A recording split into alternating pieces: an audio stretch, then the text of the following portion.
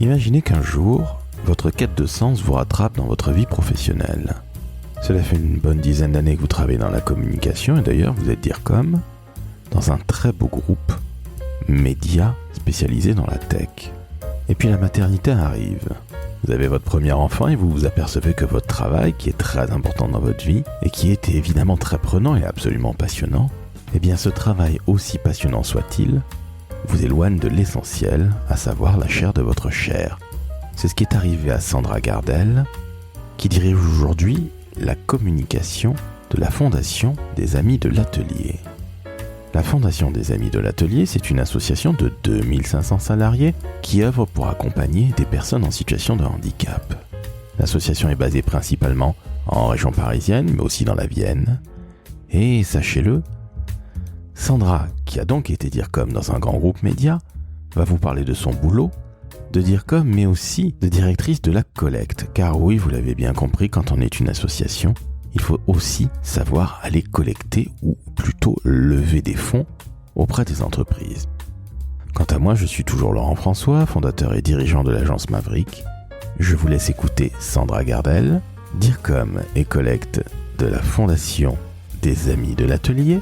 Très très bonne écoute et n'hésitez pas à faire un don à cette association. Vous avez toutes les informations dans la métadescription de l'épisode.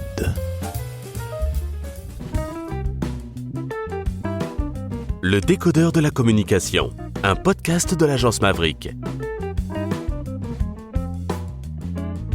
Salut Sandra. Salut Laurent. Comment ça va ?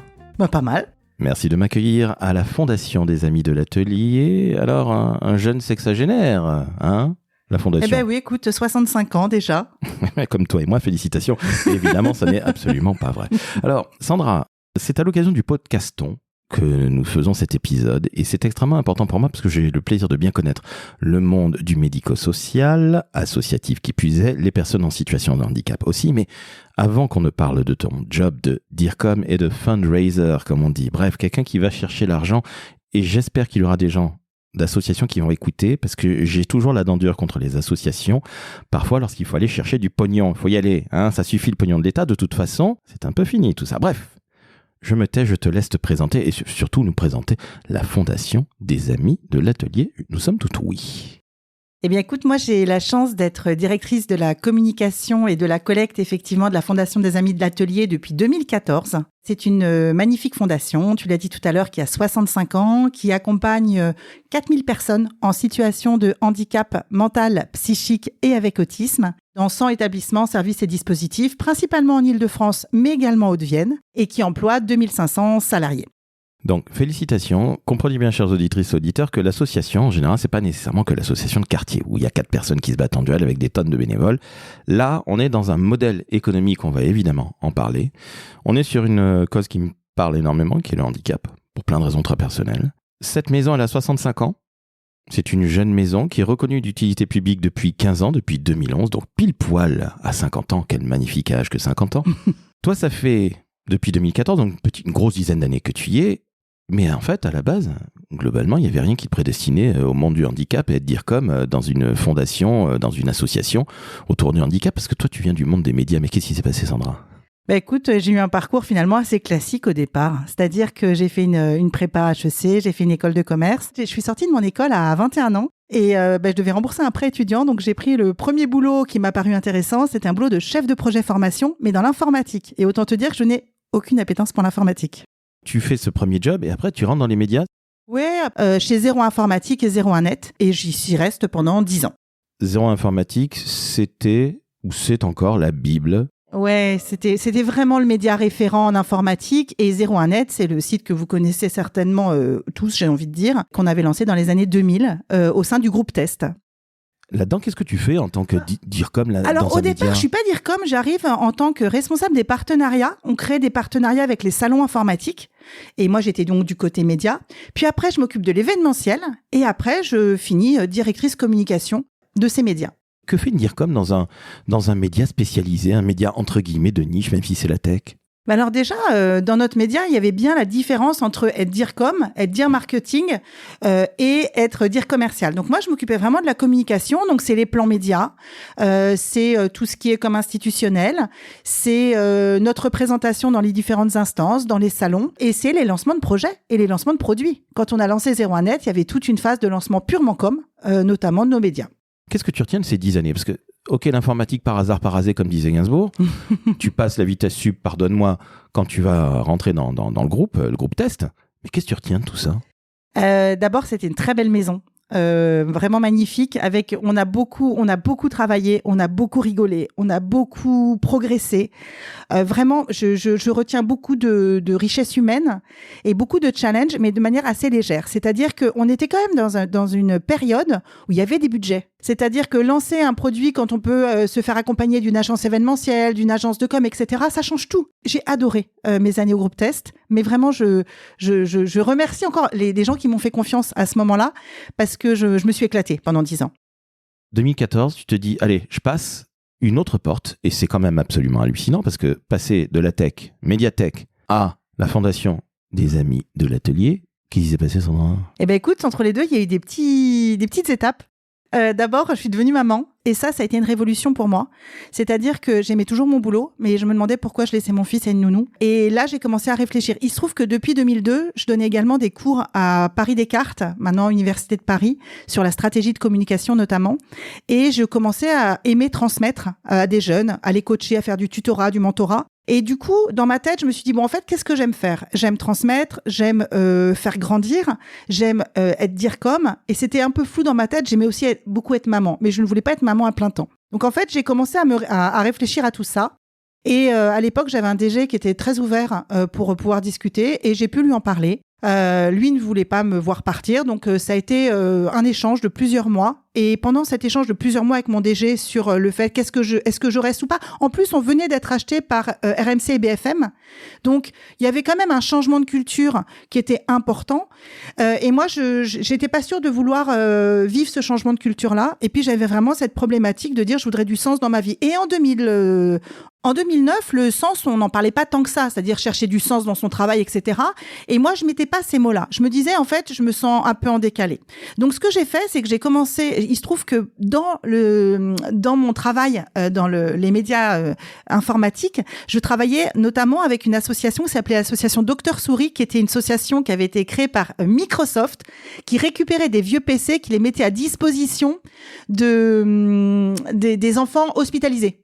Combien de temps ça a duré ? Parce que tu me disais que ton DG voulait pas devoir partir, même s'il y avait ce chamboulement avec RMC BFM qui arrivait. Ça veut dire très clairement des licenciements, des peurs. Et tu dis, est-ce que mon poste n'est pas potentiellement vacant à terme ? Donc, je peux comprendre.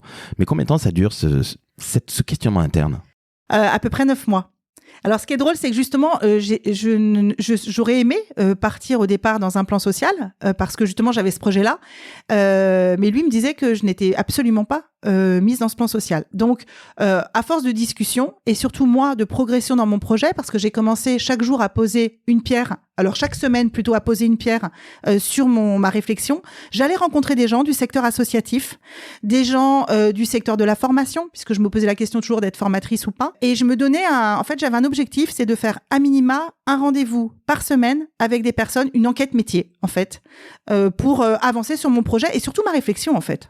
Entre-temps, je suis arrivée dans une ONG sur les droits de l'enfant. Au bout de 9 mois, en fait, je décide de partir de mon groupe média. Et là, j'arrive à trouver un poste de directrice communication et développement et directrice du bureau de Paris d'une ONG sur les droits de l'enfant qui avait 3 bureaux, Bruxelles, Genève, Paris. Le paradoxe, c'est que je ne voyais plus mon fils parce que j'étais toujours entre les deux. Il y a du sens, mais la chose la plus importante, la chair de ta chair, tu ne la vois pas suffisamment. Qu'est-ce qui se passe après ? C'est là que tu arrives après à la fondation ? En fait, je décide à ce moment-là de me mettre en indépendante, de finir ma mission dans mon ONG sur les droits de l'enfant. Et je me dis, mais en fait, il y a plein de choses à créer. Et à l'époque, on parlait pas tellement de RSE non plus.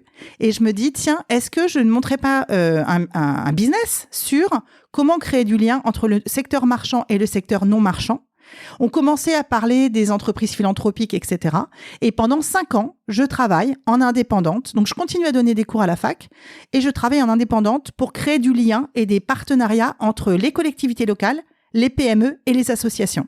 C'est la porte ouverte à ce que tu fais aujourd'hui. Oui. Parce que la vraie problématique, quelle est-elle, les associations ? Vous avez certainement entendu ces derniers temps, en fin d'année dernière, les associations, le monde associatif qui se plaignait de ne plus avoir de fonds, tout simplement. Ils n'ont plus de pognon. C'est normal, l'État se désengage. Et j'ai toujours la dent dure, je l'assume totalement.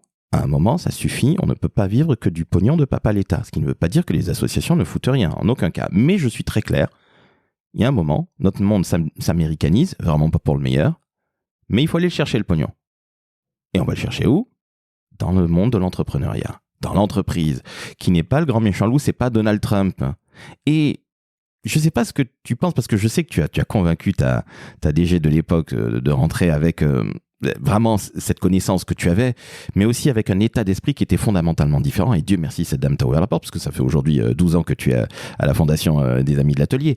Mais quand tu arrives justement à cet entretien, que tu lui dis, moi je vais créer un pont avec le monde du privé et le monde de l'associatif, sans oublier évidemment le monde public, même aujourd'hui en 2026, t'as plein de gens qui diraient, on ne va pas vendre notre âme au diable. Ce qui mérite honnêtement qu'on sorte la boîte à claques tellement c'est stupide. Mais il y a 12 ans, on t'a pris pour une cinglée ou pas, ici ? Non, je pense que c'est ce qui a fait la différence en fait sur ma candidature. C'est-à-dire que déjà, quand ils m'ont contacté, je ne savais pas s'ils me contactaient pour un poste ou pour une prestation, puisque j'étais en indépendante.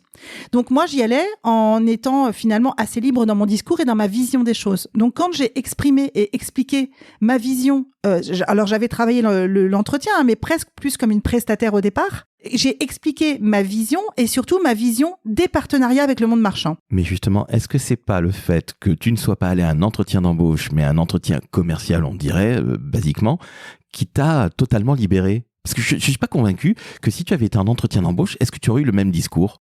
Peut-être pas. Il y aurait eu quand même une grosse partie similaire, mais je me dis, entre guillemets, sur un malentendu, tu sais, ça peut marcher, hein, Jean-Claude Duss, mais je trouve ça incroyable que tu arrives en te disant, c'est plutôt une prestation que je vais vendre, et au final, c'est la structure de ta vie. Ah oui, je pense qu'on peut dire que c'est une des structures de ma vie.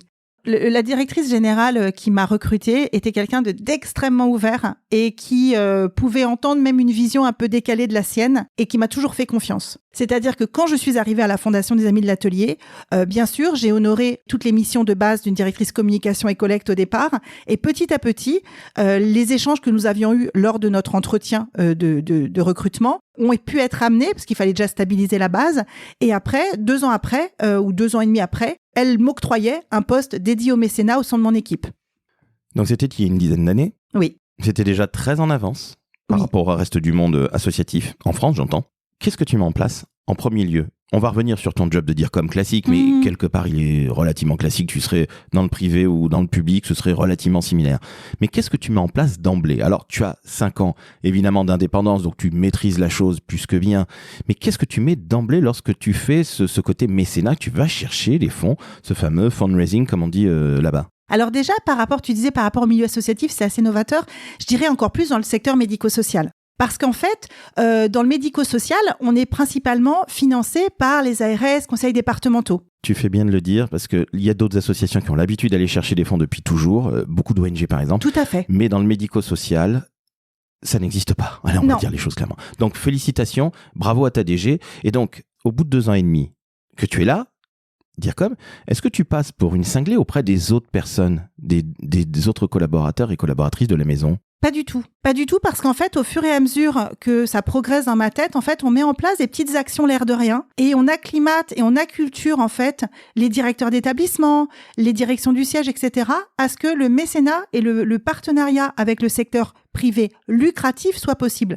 Parce que moi, j'aime bien parler de notre secteur médico-social, c'est du privé non lucratif. Alors, c'est à chaque fois, je le dis, mais ça fait PNL, comme programmation neurolinguistique, comme le groupe de rap, etc. Et c'est très important pour moi de dire, le privé non lucratif peut mailler avec le privé lucratif. C'est possible.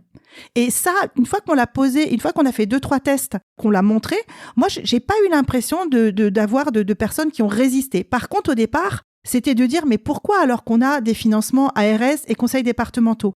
Et en fait, plus j'en parlais au directeur d'établissement, plus il me disait, oui, on dirait qu'on a ce projet-là, mais on n'a pas de financement. Et là, j'ai dit, vous savez, il y a une autre voie, c'est qu'on peut peut-être trouver des mécènes pour ce projet.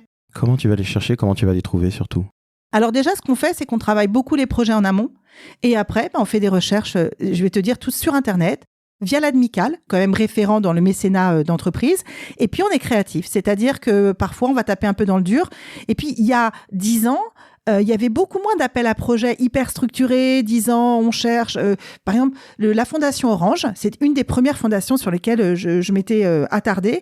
À l'époque, il y avait 3 axes. Il y avait je crois que c'était la musique des voix, il y avait l'autisme, mais c'était autisme et digital. C'était assez large comme thématique. Alors que maintenant, les appels à projets sont de plus en plus précis. Et finalement, il y a de plus en plus de mécénat dans le médico-social, de plus en plus d'acteurs qui vont sur le handicap en termes de fondation d'entreprise ou d'entreprise, mais les appels à projets sont tellement précis que parfois c'est très difficile d'y arriver et d'être dedans. Et on peut pas y aller au chausse-pied parce que l'idée, c'est pas de dénaturer le projet de départ. Donc, c'est beaucoup de travail avec les porteurs de projets et avec les mécènes. Donc, on identifie les mécènes, on les contacte, on voit avec eux, on répond aux appels à projets. Et puis, il y a aussi autre chose. C'est qu'il n'y a pas que les gros mécènes. Il y a aussi les petits mécènes de proximité. Je comprends parfaitement. Je pense que nos TPE-PME, moi j'ai été élu à la CPME, donc la Confédération des PME, donc le MEDEF pour les PME pour faire court. Et je sais pertinemment qu'il y a énormément de fraternité. Alors la CPME a un côté très maçonnique, il faut regarder tout simplement le logo, donc ça tombe bien, ça me parle énormément. Mais au-delà de ce fait, il y a toujours eu beaucoup d'entraide du monde de la TPE, PME avec l'associatif, parce que finalement c'est cette fameuse proximité. Donc il n'y a pas que les World Company qui donnent. Mais c'est déjà très très bien. Ah mais nous, on travaille énormément avec des PME et finalement, la proportion entre les sommes qui financent nos projets sont bien plus importantes. Enfin, si on fait le ratio entre ce qu'ils donnent et leur chiffre d'affaires, c'est énorme. Par exemple, quand on a des PME qui nous financent 2 Joëlettes, vous savez, c'est pour courir, etc., alors qu'on va avoir des gros mécènes qui vont financer la moitié d'une Joëlette, en fait, parfois, il y a un rapport entre le temps passé et l'efficacité de nos démarches qui est un peu déstabilisant. Alors la Joëlette a été créée par un mec qui s'appelle Joël et ça permet aux personnes en situation de handicap mobile, bon bref, les personnes qui sont en fauteuil roulant, le fameux fauteuil roulant, de pouvoir faire passer un petit peu tout terrain. Ah bah tout faire. Voilà, des marathons. Et pas que les personnes en situation de handicap physique, puisque les personnes qui sont fatigables, et bien finalement, nous, on a des personnes qu'on accompagne qui sont fatigables, qui ne pourraient pas courir même 5 km, ni faire de la rando. Et bah, ça permet, nous, on a 5 Joëlettes à la Fondation qui peut tourner dans l'établissement et qui permet de participer à des courses. Des PME qui donnent, des grands groupes qui donnent, en tout cas des plus grosses sociétés qui donnent. Finalement, tu t'aperçois que la balance... au prorata de qui ils sont, va plutôt du côté de la PME, même si j'imagine que financièrement... En fait, c'est très, très différent. C'est-à-dire, c'est incroyable, il n'y a pas de règle. En fait, dans le mécénat, il n'y a pas de règle, ni dans comment tu réponds à un appel à projet, ni du process, ni une règle liée à la temporalité. En fait, chaque projet peut être proposé à plusieurs mécènes et chaque mécène a un modus operandi différent. Donc, c'est énormément de boulot. Est-ce que c'est pas justement un peu épuisant tout ça? Parce que quand j'entends appel à projet, je pense à appel d'offres publiques, moi qui ai une agence depuis 16 ans, que c'est donc relativement similaire, même si c'est pas nécessairement la même personne auprès de laquelle tu vas répondre, mais c'est de la paperasse à fournir, c'est une recommandation à fournir, bon, c'est extrêmement pénible pour finalement avoir 10 sacs, ça n'a aucun intérêt. J'exagère, mais je fais exprès de taper un peu dur, mais est-ce qu'à un moment, on va pas essayer de rendre les choses un petit peu plus simples, primo, un peu moins pénibles, et puis éviter ces appels à projets qui ne servent strictement à rien? Alors, c'est pas la tendance. La tendance, c'est à la complexité. Alors, juste pour te dire, moi, j'ai une personne dans mon équipe qui s'occupe du mécénat en particulier. Cette personne, je pense, cette année, elle a répondu à 80 appels à projets et je pense qu'elle en a remporté 15. On s'est rendu compte que dans le médico-social, on allait être taqué en termes de volume de mécénat. Donc, en fait, nous, ce qu'on est en train de développer, c'est plutôt comment on maille avec l'entreprise de manière générale. Je t'explique. Il y a le mécénat, certes. Alors, quand je te dis le mécénat, c'est en nature, en compétences, voilà. Mais pas que. Il y a aussi la taxe d'apprentissage, puisqu'il y a certains de nos établissements qui est éligible à la taxe d'apprentissage. Et tu vois, l'année dernière, on a quand même récolté 250 000 € en taxe d'apprentissage pour subvenir à des projets de formation de nos travailleurs des AT ou de nos IME, donc pour les enfants autistes. Et puis, on a aussi tout le maillage autour de l'inclusion. C'est-à-dire qu'une entreprise, quand elle est dans le giron de la Fondation, ça peut être un prestataire, un fournisseur, un partenaire. Nous, ce qu'on veut, c'est le transformer en mécène, en taxe d'apprentissage, mais également comme entreprise accueillant des stages ou des emplois des personnes en situation de handicap. Je comprends très bien, c'est du bon sens. Sauf que c'est pas si simple que ça à faire. Quelle est la part de communication, de persuasion? Et au passage, félicitations à la personne. Comment s'appelait Anne-Marie. Eh bien, Anne-Marie, félicitations. Avoir 20%, un ratio positif de 20% de transformation, c'est sincèrement magnifique. Donc, bravo Anne-Marie. Mais je reviens à ce que tu disais. Comment tu peux réussir à convaincre tes mécènes de t'accompagner sur la taxe d'apprentissage, sur ci, sur ça? Comment tu fais pour que ce soit un full partner? Déjà, on a une communication globale, c'est-à-dire que tu vois, on édite 3 fois par an un magazine Amitié sur ce qu'on fait en établissement. Il y a une partie dans ce magazine, en fait, qui explique comment agir ensemble. Donc, en fait, ça donne plein d'idées, plein de retours d'expérience. On a des réseaux sociaux extrêmement dynamiques qui mettent en valeur, qui mettent en lumière tout ce qu'on fait. Et je pense que cette communication crée une proximité avec nos partenaires, futurs partenaires, et surtout leur permet de voir que si on les a en partenariat sur un des sujets, on peut les avoir sur d'autres sujets. Et puis, encore une fois, c'est de la communication interpersonnelle. C'est de nous. Alors, moi, j'ai une équipe, on est 5 à la communication. J'ai une personne qui s'occupe du digital et du soutien événementiel. J'ai une autre personne qui s'occupe de tout ce qui est print.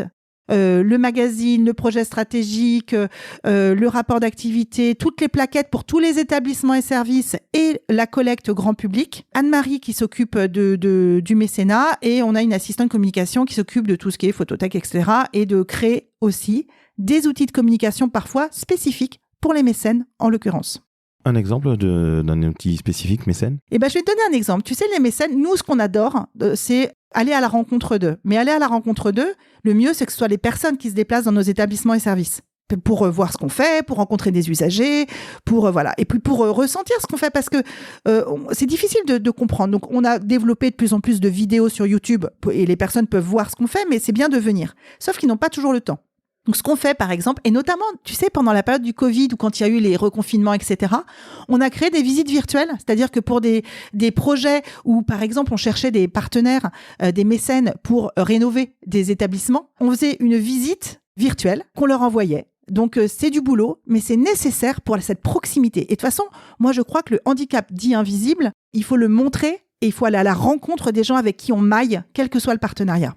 Ça me paraît être le b.a.-ba, mais encore une fois, je pense que ce monde associatif qui puisait dans le médico-social, qui n'était pas habitué, qui n'est toujours pas en 2026 habitué à aller chercher des fonds qui sont privés, il est temps qu'ils se réveillent. De toute façon, ils n'ont plus le choix, sinon ils vont mourir.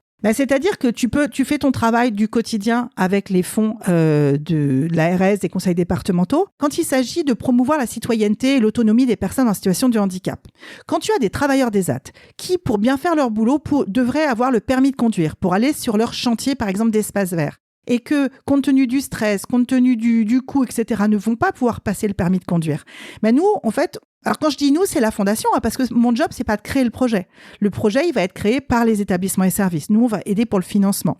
C'est de dire, pourquoi pas mettre en place déjà le financement de permis de conduire pour certains. On a acheté un simulateur de conduite et on a même acheté des véhicules sans permis.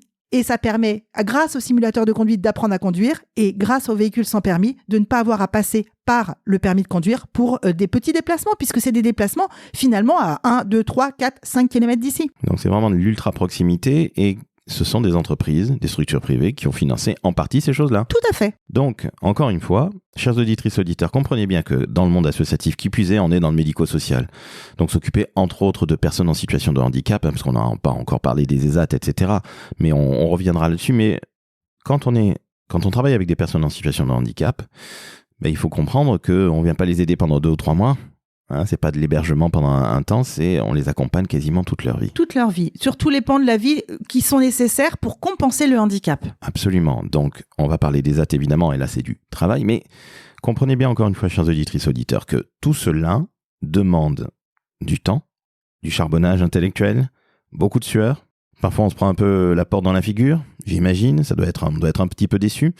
Mais quelle fierté néanmoins de faire bouger les lignes pour des gens qui en ont réellement besoin. Tu parlais de sens. Là, honnêtement, c'est quand même un kiff total. Bon, toi, ça fait 12 ans, donc la question ne se pose mais c'est bien. toujours le kiff. C'est toujours le kiff.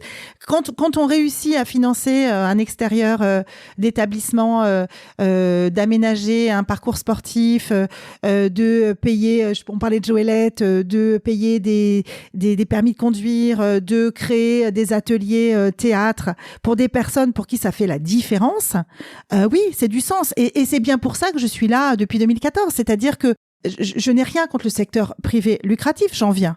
Par contre, ce qui est sûr, c'est que j'ai l'impression d'être utile concrètement pour d'autres personnes. Et pour moi, ça n'a pas de valeur. Ça n'a pas de prix. Enfin, ça a de la valeur et ça n'a pas de prix. On est d'accord, ça a de la valeur et ça n'a pas de prix. Je suis tout à fait d'accord avec toi. Encore une fois, moi je pense que dans une dizaine d'années, quand j'aurai la soixantaine, j'irai lever des fonds pour des gamins en situation de handicap vraisemblablement. Parce que, bon, ça m'a toujours titillé depuis que je suis chez Publicis et je suis rentré il y a 27 ans chez Publicis par hasard. Donc ça fait partie du jeu. Néanmoins, ceux qui veulent travailler dans le monde associatif, médico-social, à la communication, comprenez bien qu'il va falloir charbonner et que le pognon de papa l'État, l'ARS, l'Agence régionale de santé, il y en a dans tous nos départements, toutes nos régions, pardon, eh bien, malheureusement, l'argent n'est pas florissant. Il va falloir aller chercher cet argent et vous ne serez pas en train de vendre votre âme au diable. Je caricature volontairement, mais j'ai trop entendu ce genre de discours. Oui, je suis d'accord avec toi. C'est important de le dire. Et alors, il y a quelque chose qui est important. Je ne sais pas si tu connais l'Association française des fundraisers, l'AFF, qui est une chouette association qui est référente dans le domaine du fundraising. Moi, ce que je trouve intéressant, c'est qu'ils ont fait un panorama des métiers du fundraising avec une étude de rémunération des métiers. Donc, moi, j'invite toutes les personnes qui sont intéressées d'aller voir parce que vous allez vous rendre compte. Alors, bien sûr, quand vous êtes communicant dans une association de 3 personnes, vous n'allez pas avoir le même salaire qu'une association de 1500 salariés. Mais c'est intéressant de vous rendre compte, en fait, de ce qui est possible de faire. Et puis, de se rendre compte aussi que c'est un secteur dynamique. Alors, moi, j'aime bien dire, ma grand-mère, qui est maintenant décédée depuis 2 ans, était persuadée que j'étais bénévole. Ça, c'est la petite blague. En fait, tout l'ESS, le secteur de l'ESS, l'économie sociale et solidaire, c'est à peu près 12% des postes. Et le secteur associatif, c'est 7% des postes. Mais du coup, en nombre de postes, c'est peut-être pas énorme. Toujours est-il que ça existe. Et il y a une chose, c'est que, et ça je le dis parce que j'interviens à l'Université de Paris toujours sur justement la communication associative maintenant et le mécénat, mais également sur d'autres sujets dont je te parlerai peut-être plus tard. Et en fait, moi j'aime bien faire découvrir les métiers de la com associative pour plusieurs raisons. D'abord parce que ce sont des postes qui existent vraiment, qui ne sont pas sous-payés, si on est dans des associations à minima d'une taille correcte. Mais surtout, il n'y a pas de jeunisme. C'est-à-dire que autant je ne conseille pas de commencer dans une petite association parce qu'on va perdre en apprentissage. Il vaut mieux dans ce cas-là commencer dans une grosse association pour bénéficier de l'apport des équipes, des directeurs communication qui, je le rappelle, sont les mêmes profils que les directeurs communication du privé lucratif. Et ça, c'est important. On n'est plus, il y a 20 ans, avec des directeurs communication qui étaient l'assistante du DG. Sandra, tu peux le dire, c'est pas la loose. C'est fini, ce côté loose, dire comme loose qui servait à rien. C'est fini en fait tout ça, parce que le métier non seulement c'est professionnalisé d'une manière générale dans la communication, mais au-delà de ce fait, travailler à la com dans une asso, et qui plus est, tu as raison, je suis d'accord avec toi, mieux vaut être dans une belle structure au début, on va énormément apprendre, c'est comme quand on passe en agence, moi j'ai fait toute ma carrière et je ferai toute ma carrière en agence, Publicis, c'est mieux pour commencer qu'une TPE, il n'y a pas de honte à ça, mais encore une fois, c'est pas la loose. Ah non, pas du tout, ouais, pas du tout. Mais ça, il faut le comprendre. Ouais, t'as raison de le préciser, parce que moi, ça me paraît évident, mais... Toi, ça te paraît évident, mais en fait, c'est un peu comme la communication publique, je fais un parallèle très basique. On a l'impression que c'est moins bien que d'aller bosser chez LVMH ou chez Dior, etc. C'est magnifique de bosser dans le luxe, hein. Bon, je n'ai aucun intérêt personnel, mais je respecte au plus haut point. Mais la com publique, c'est important. Et la com associative qu'on oublie encore plus. Et je ne pensais pas qu'il y avait quand même 7% des postes globaux en France qui étaient dans des assos. Donc, c'est pas n'importe quoi non plus. C'est pas petit, on le rappelle. Le SS, tu rajoutes 12 points. Donc, ça fait 1 sur 5 globalement. Encore une fois, c'est pas la loose. Donc, allez-y. Puis là, vous, les jeunes qui avaient envie de sens, je pense que là, dans le médico-social, on en trouve du sens, hein. Il suffit de passer dans un de tes établissements et tu vas tout de suite comprendre à quel point le sens est fondamental et à quel point ça te remue les entrailles et le cœur. Exactement. Et je tenais à dire, alors c'est bien pour les jeunes, mais il n'y a pas de jeunisme aussi dans l'associatif. Et donc pour les personnes qui sont en reconversion, c'est hyper intéressant. Moi, j'accompagne des gens en reconversion vers le secteur associatif. Ça, c'est une autre partie de mes casquettes. casquettes. Et c'est hyper intéressant. Le secteur associatif a besoin de communicants expérimentés. On n'a pas besoin d'avoir fait sa vie dans l'associatif pour être pertinent dans l'associatif. Il faut avoir une cause qui vous parle, qui vous prend les tripes, qui vous anime le cœur. Et si vous avez la compétence de communication, alors vous pouvez tout à fait vous faire une reconversion dans le secteur associatif. Ce que tu dis là, Sandra, est très important. Combien de fois j'entends quand on a 45 balles et plus « Mais vous ne venez pas du secteur, Jean-Étienne ?» Mais on s'en fout. Quand on fait de la communication, je ne veux pas dire qu'on peut travailler dans tous les secteurs, mais en tout cas, quand on est un tout petit peu expérimenté, tu disais qu'il n'y a pas de jeunisme, et je pense que ce métier de la communication en général souffre d'énormément de jeunisme, ce qui est très pénible, et pourtant, bizarrement, les jeunes ne trouvent pas de job. Donc on est vraiment dans un goulet d'étranglement insupportable, mais ce n'est pas le sujet d'aujourd'hui. Mais s'il n'y a pas de jeunisme, comprenez bien, recyclez-vous, chers communicantes et communicants.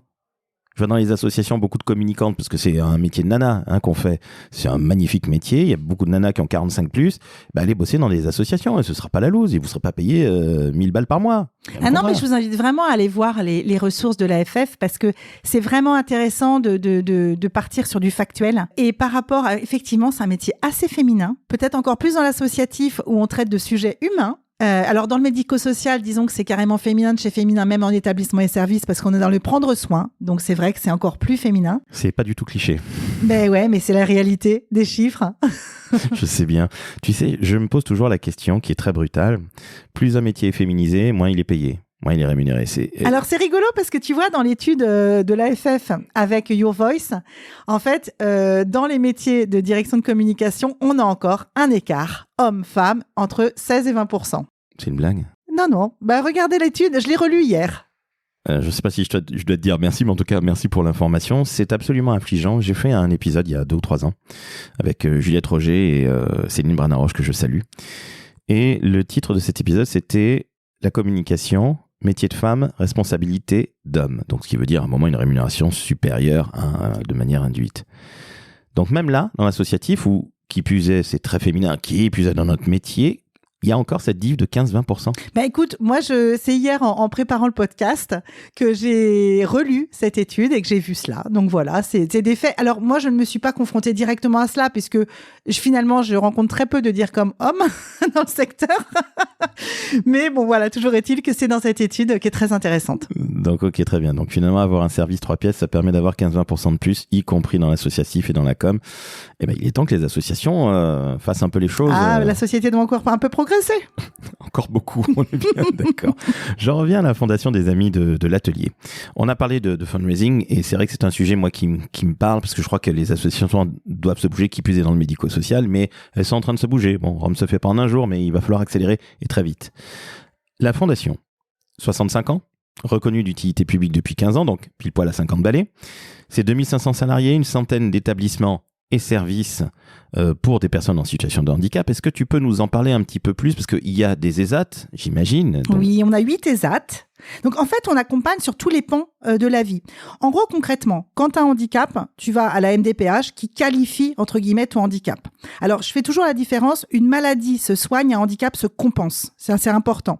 Donc, en fait, la MDPH, donc on peut avoir, par exemple, une maladie psychique, mais nous, on accompagne le handicap. On n'est pas du sanitaire. Donc, par exemple, quelqu'un qui a décompensé une schizophrénie va souvent aller en psychiatrie pour se stabiliser et après va être accompagné dans sa vie de tous les jours par le médico-social. Nous, on est dans cette sphère-là. Ok, donc ce qui veut dire que la MDPH, je rappelle ce que c'est, la Maison des personnes handicapées, oui. Il y en a dans chaque département en France. Tout à fait. Et c'est quelque part eux qui te donnent la validation pour justement être accompagné, c'est bien ça ? Oui, c'est ça, ils te donnent la validation, ils te disent en gros, par rapport à ton handicap, tu as le droit à ça, ça, ça. Donc par exemple, tu as le droit à une place en foyer ou une place en maison d'accueil spécialisée ou une place d'accompagnement en service d'aide à la vie sociale, etc. Et les personnes en situation de handicap ont ce qu'on appelle cette orientation et vont aller à la recherche dans leur département des organismes gestionnaires, donc nous on est organismes gestionnaires, qui proposent ce type d'accompagnement et qui ont des places disponibles. Parce que le problème reste en France, la question des places. Oui, on va dire les choses clairement, il n'y a pas assez de places, c'est l'enfer. Alors en Ile-de-France, il n'y a pas assez de places, il y a certains départements où il y en a plus. Mais voilà, donc effectivement la question des places, et les places, nous on ne peut pas les générer naturellement, c'est-à-dire il faut que ce soit des appels à projets des financeurs, ARS et conseils départementaux. C'est-à-dire que nous, on ne pourrait pas décider là de dire on va créer un foyer. C'est-à-dire que si, par exemple, en liste d'attente, dans le 92, on avait 20 personnes à qui on ne peut pas dire oui sur une place, on n'est pas en capacité de dire on va créer un foyer. Il faut que ça passe par un appel à projet des ARS et conseils départementaux ou un appel à manifestation d'intérêt, etc.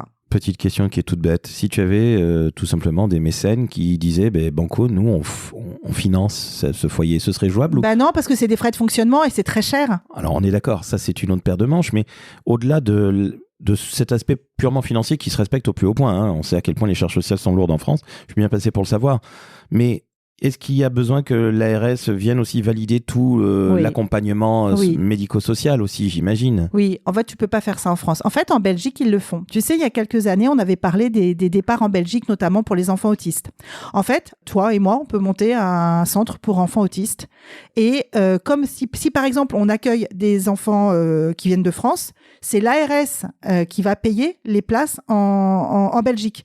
Mais du coup, ça pose la question aussi du traçabilité, du suivi, mais je dis pas que c'est pas bien, hein. Je dis juste que nous quand même on est beaucoup plus cadré en France sur l'accompagnement. On retrouve tout ce qui fait à la fois la force de la France et aussi son énorme faiblesse, et même si c'est pour la bonne cause, la question ne se pose guère, je trouve pénible qu'on ne puisse pas faire bouger les lignes peut-être plus vite. Ce qui est intéressant, c'est que tu vois, dans notre histoire à la Fondation, tu le disais tout à l'heure, quand on a été créé en 57, il y a Anne Sommermeyer qui a voulu aider des familles d'enfants handicapés. À l'époque, on disait arriérés mentaux. En fait, elle s'est pas posé la question. Elle a dit, moi, je rencontre des familles, ils sont dans la galère, je vais les aider 1 heure, 2 heures, 3 heures.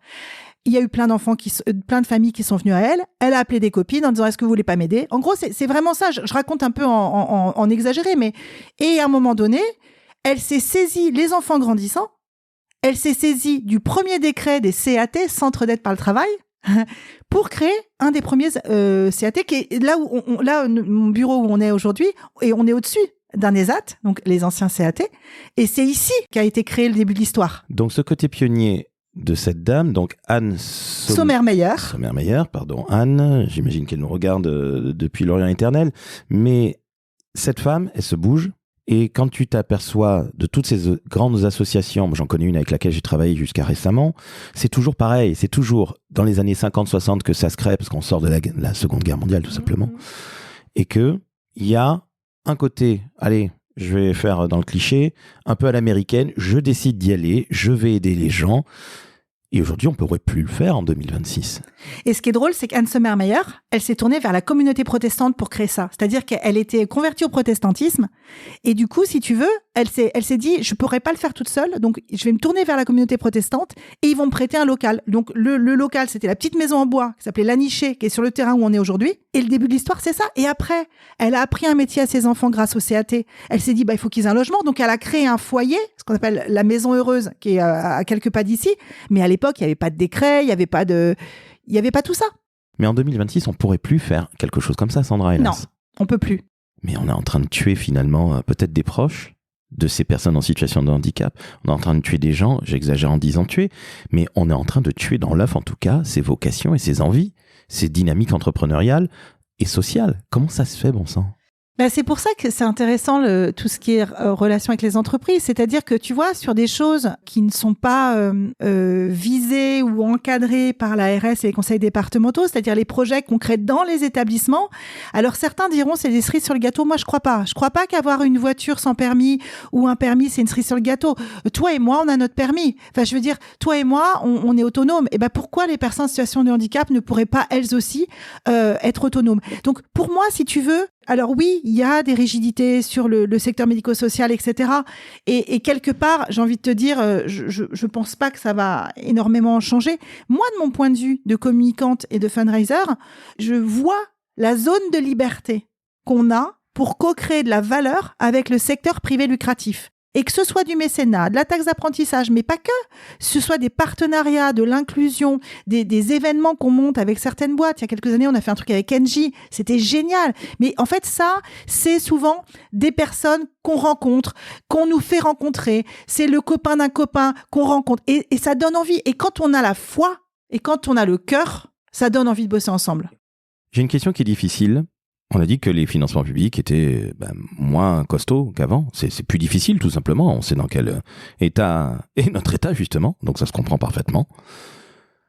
Est-ce que tu penses, sincèrement, Sandra, que les associations, les grandes associations comme la tienne, ne sont pas finalement en concurrence les unes avec les autres. Est-ce que finalement, nous n'arrivons pas à quelque chose qui ressemble énormément à la concurrence entre entreprises privées ? Pour les financements, j'entends. Hein. Ouais. Je vais te faire 2 niveaux de réponse. Le premier, c'est on a remporté un appel à projet d'un établissement médicalisé dans Paris. C'est un établissement qu'on a remporté. Il y avait 11 organismes gestionnaires qui ont fait une proposition et c'est nous qui l'avons eu. Voilà. Donc, ça sortira de terre dans quelques années. Bon. OK. Donc, ça, c'est une concurrence d'appel à projet. Après, nous, sur nos appels à projet de mécénat, oui, il y a une concurrence. Puisque s'il y a 3 projets sur sport et santé par il y en a qu'un qui va avoir le financement.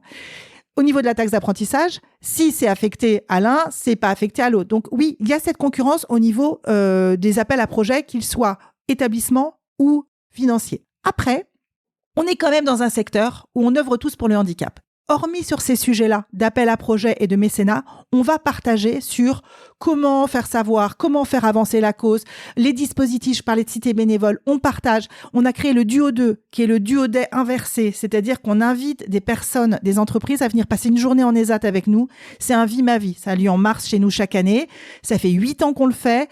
On a été les premiers à le lancer. Mais on le partage avec plaisir, parce que l'idée, c'est qu'on se dit, si tous les organismes gestionnaires le font, mais quel maillage incroyable entre le secteur privé marchand et le secteur privé non lucratif. Donc nous, ce qu'on veut, c'est faire avancer l'inclusion des personnes en situation de handicap, mais pas que celles qu'on accompagne.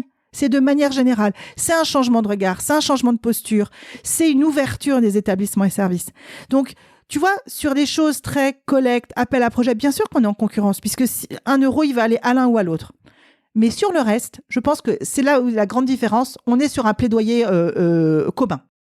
Est-ce que la marque, même pour une association dans le médico-social, est-ce que la marque, elle joue, selon toi ?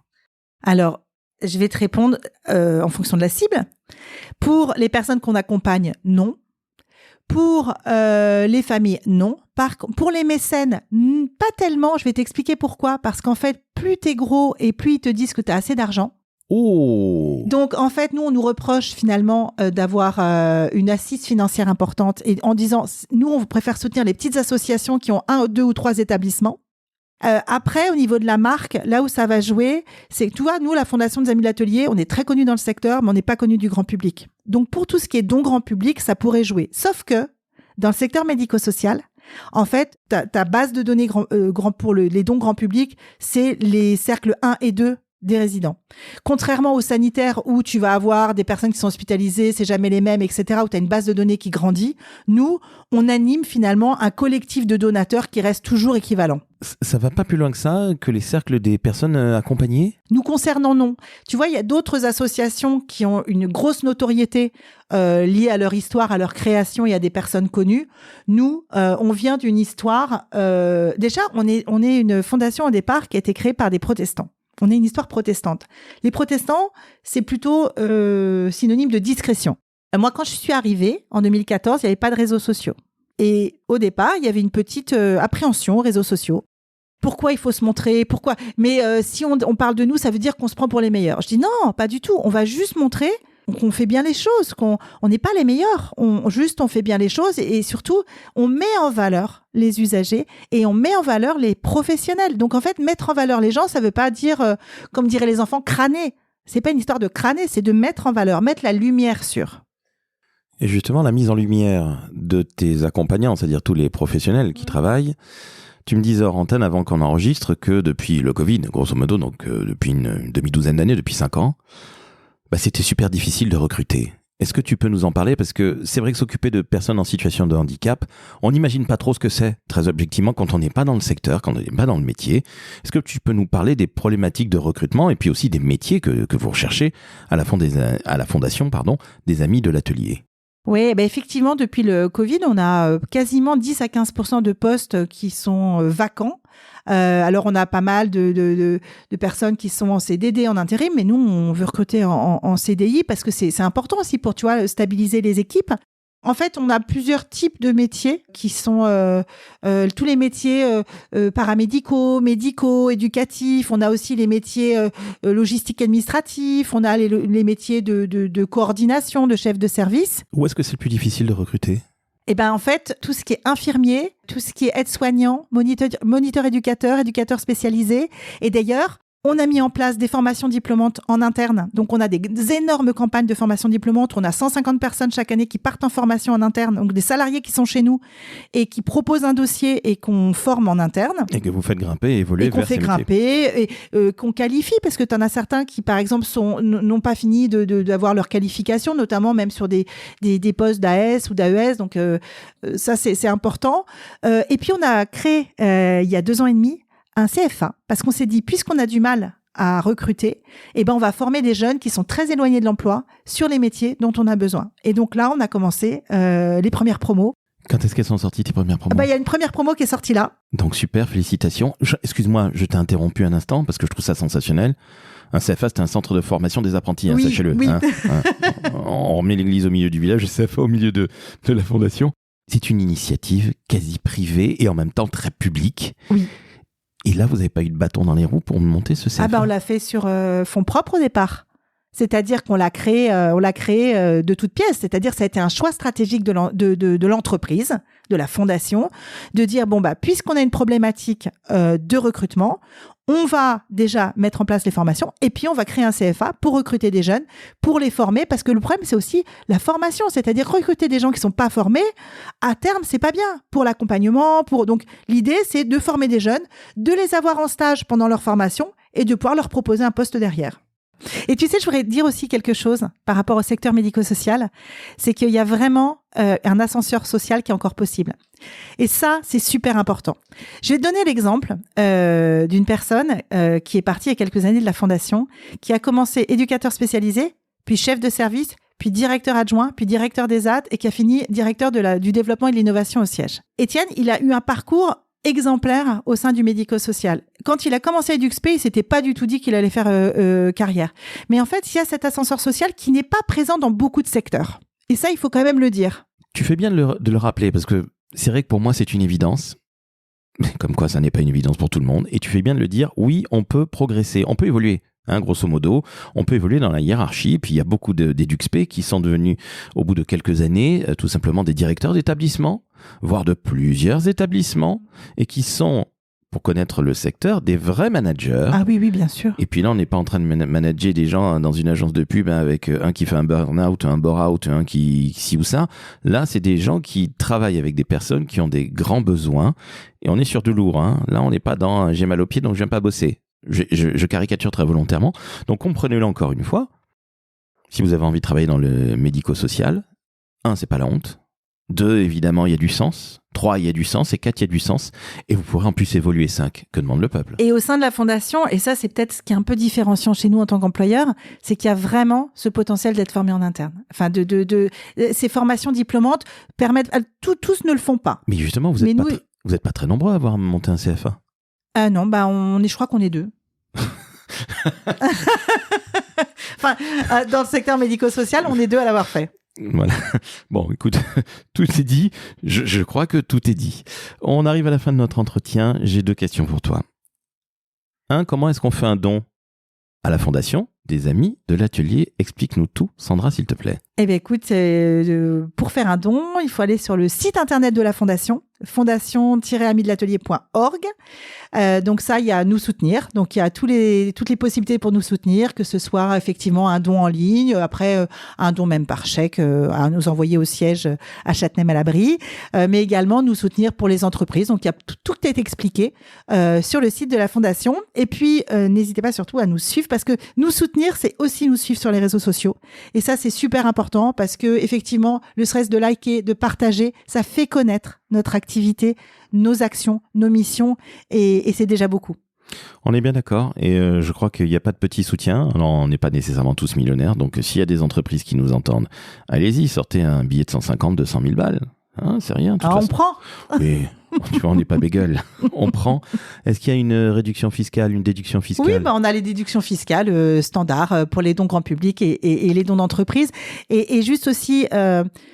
comme on reste une petite équipe au niveau du mécénat, puisque c'est vraiment Anne-Marie, en fait, il y a un vrai lien. C'est-à-dire qu'une entreprise qui souhaiterait se rapprocher du secteur et tisser des liens avec le handicap mental, psychique ou l'autisme, en fait, on peut discuter ensemble. C'est-à-dire, c'est pas juste on fait un chèque et on voit ce qui se passe. C'est discuter ensemble de qu'est-ce que j'aimerais financer et quels sont les projets en cours à la Fondation en ce moment. Dernière question, j'en reviens cette fois-ci, Sandra, à ton métier, qui est la question qui revient et qui est récurrente dans le décodeur de la com. Quel conseil tu donnes à un jeune ou à un moins jeune qui veut se lancer dans nos magnifiques métiers de la com ? Alors, dans les métiers de la com de manière générale, je dirais déjà de se poser la question du secteur. Et si c'est de la com associative, c'est de se dire qu'est-ce qui me fait vibrer. Parce que moi, je crois beaucoup au mélange d'intuition et de méthodo. Et il y a un moment donné, la méthodo, la pratique, etc., c'est chouette. Mais pour durer dans le temps et puis pour chaque matin avoir envie de se lever, il faut qu'il y ait quand même une forme de résonance et de lien avec la cause. Donc je dirais déjà réfléchissez à ce que vous avez envie de faire et dans quoi vous voulez le faire. Moi, pendant longtemps, j'étais contente de le faire dans les secteurs, même informatique, alors que j'étais pas passionnée parce que j'ai appris en méthodo. Mais une fois que je maîtrisais globalement la méthodo, j'avoue que d'être dans des secteurs de cœur, ça a changé complètement ma vie. Et entre-temps, j'ai eu un deuxième enfant et je peux vous dire que Dieu sait si j'ai bossé avec mes enfants petits, mais je le regrette pas parce que de travailler dans un secteur qui a du sens et se rendre compte que notre petite action de colibri a un impact sur la vie des autres, c'est un cadeau, vraiment. Mais écoute, on va se quitter sur ce cadeau de la vie. Alors, on va souhaiter évidemment à ton premier qui est né en 2006, qui est parti pour devenir médecin. Voilà, exactement. Félicitations. Le deuxième à quel âge ? 14 ans, je crois ? 13 ans. 13 ans, voilà. On va le laisser jouer à la PS. Lui, youtubeur. Ça peut aussi sauver des vies, après tout. Pourquoi pas ? Nous accompagner des youtubeurs, après tout. S'il devient influenceur, qu'il est pété de thunes, eh bien, je suis ravi, il sera donateur ici. Mais il a intérêt. J'espère que tu feras faire le stage de 3e ici, à la Fondation. Ça changera de YouTube. Mais en tout cas, c'est une très belle chose. Merci à toi, Sandra. C'était absolument passionnant. Comprenez bien, chers auditrices, auditeurs, que 1, travailler dans le milieu associatif dans la com, 1, c'est pas la loose, 2, c'est pas mal payé, et 3, vous pouvez évoluer, et puis il n'y a pas de jeunisme. C'est pas mal quand on a 45 ans et plus. Nous, on n'est pas concernés. Oh bah non, on est beaucoup plus jeune que ça. On est beaucoup plus jeune que ça, la trentaine, évidemment. Oui, c'est cela, oui. Et voilà. Mais en tout cas, comprenez-le bien. Et puis, eh bien, j'espère avoir un jour le plaisir de te revoir dans un de tes établissements, parce que je suis intimement convaincu que je rencontrerai des gens, des professionnels et des accompagnés absolument incroyables. Il y a toujours des grandes rencontres. Et, chères entreprises, je le redis, allez-y, faites un don à la Fondation des Amis de l'Atelier. Et si vous avez le temps d'y aller, je vous jure que vous prendrez une énorme claque. Moi, je n'y suis pas encore allé, mais je l'imagine très très bien pour bien connaître ce monde-là. On a toujours des rencontres absolument incroyables. Et sincèrement, ça vaut largement les 300 ou 400 000 euros que vous donnerez dans l'année. Hein Sandra, on y croit ? On y croit. Allez, on met 5 étoiles sur Apple, 5 étoiles sur Spotify. Et puis, chère Sandra, je te dis à très bientôt et merci encore. Merci à toi. Ciao, ciao. Ciao.